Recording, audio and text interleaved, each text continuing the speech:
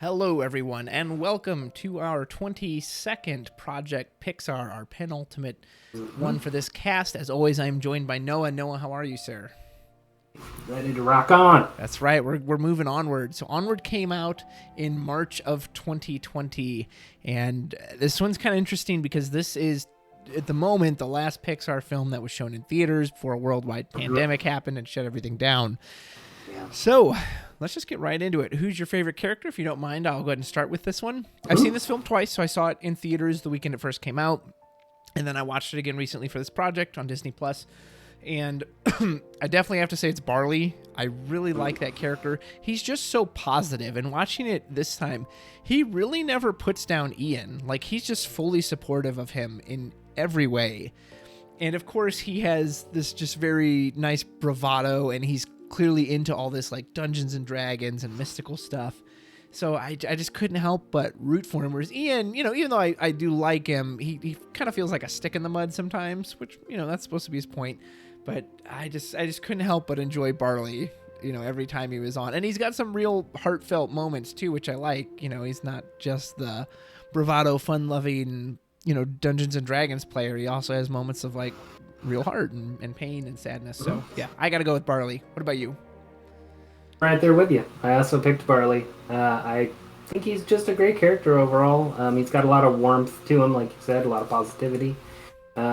He kind of reminds me of my oldest brother, who was also very much like into like Dungeons and Dragons and heavy metal and that kind of stuff. And so my good memories of my oldest brother, I relate to with Barley a lot. So so I really like that character. He's got some funny moments, like you said, and he's also just very supportive older brother, and it's nice to kind of showcase that in this film.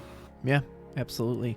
All right, so that's our favorite characters. Gotta ask you though, what's your least favorite part of this film?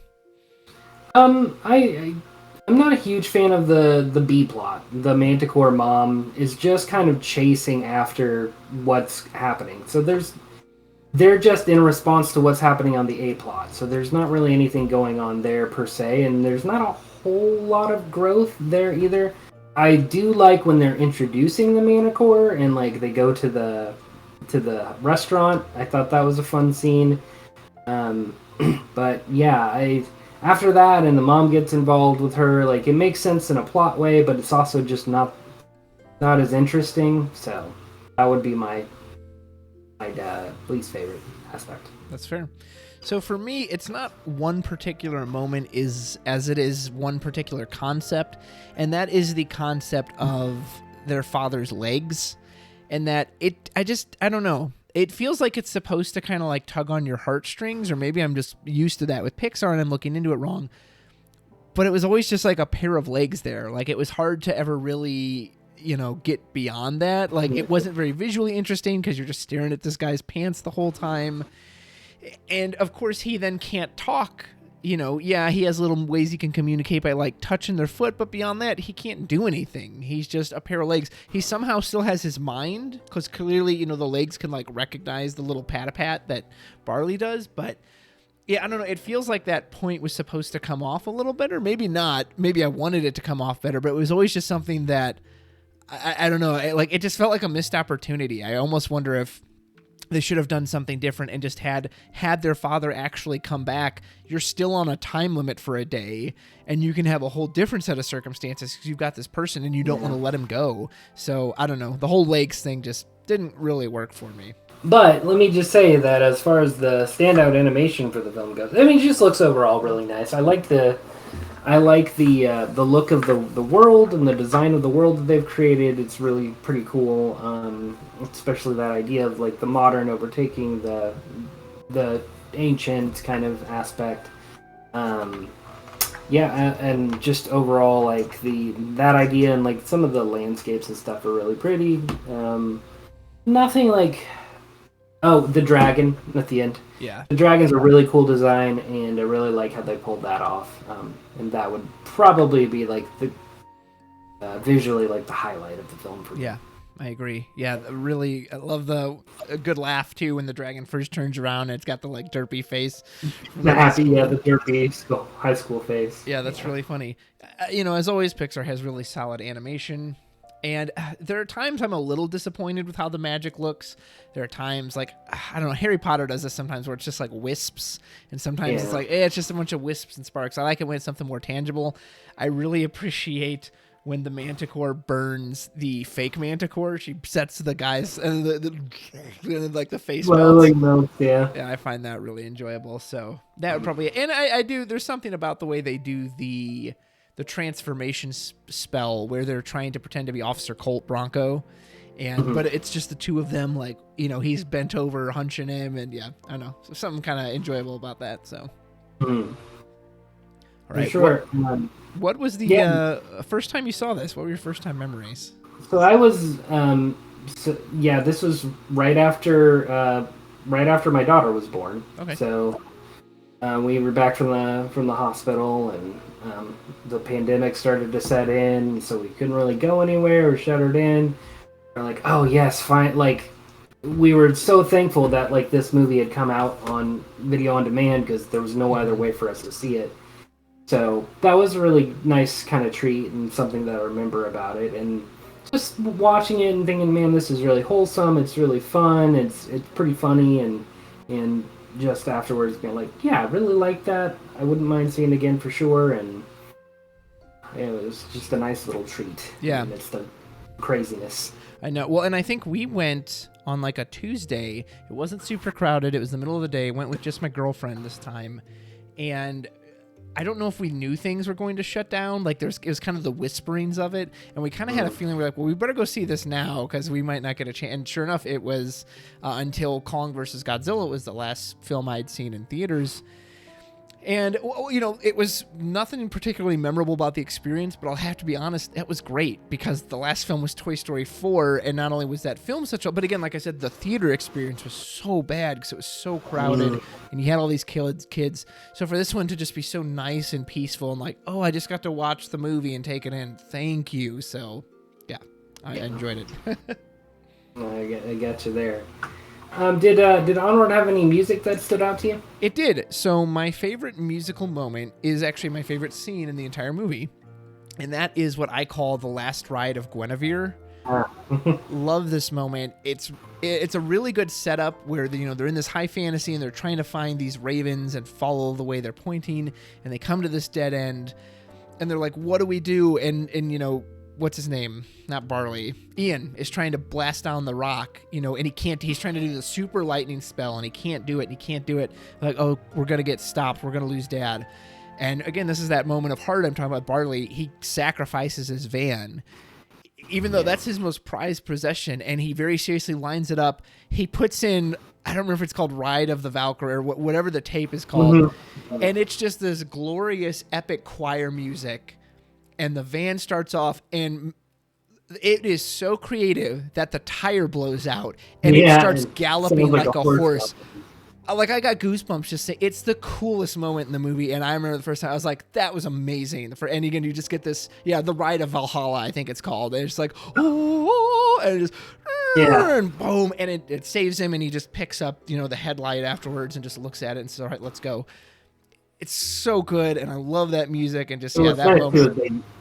And it also, I mean, outside of the music, it's not. What's nice is they use that too later. Yes, so. Yeah, absolutely, and like I said, and the whole thing is great. But when the tire blows and it starts galloping, and I'm sold. I'm like, this is great. So, what about you? No, that was the moment too that stood out to me, was that one. The great moment. Again, just that like classic, like Viking rock kind of sound, and the echo, like the choir, like with the high notes and stuff. Man, that part was executed to a T for sure. 100%. Okay, so what is your favorite dialogue, joke, line, whatever? I like a lot of the physical humor with the dad, especially like when they put the coat and the glasses on him and everything. No, just like, what's your problem, Shades? Yeah. And he goes, it was really, that's really funny to me. And also, like, he's like falling out of the window, and it looks like they think he's like shaking his arm with them. That part's really funny. I like the moment with the dancing with Harley and Ian and Dad. Like, that's just a nice, pleasant, fun moment. Yeah, like I said, I like the Manticore scene at the restaurant. I think that's funny. Specifically, I do one of my favorite moments though is at the end where he's checking off the list, and he's going over like things that he wanted to do with his dad, like have like a heartfelt conversation. Check, and he's remembering all these moments, and he's like, wait, Barley did that with me. Barley was there for me for that, and he was here for me for that. And wait a minute, he's essentially been my father. He raised me. I am who I am because of my brother, and that's a really cool and the way they edited that and just brought that moment across worked really well. And that to me was the tug on the heartstrings moment. I do love. It is great when he's like, you know, you go see Dad. You didn't get to say goodbye to him, you know, and just I do like just saying like you don't even. It is nice, like you're not right there in the scene. You see it happen from a distance, and I think that it was a pretty good choice too, because you don't need to be right there in the conversation to know how much it meant. Right. So.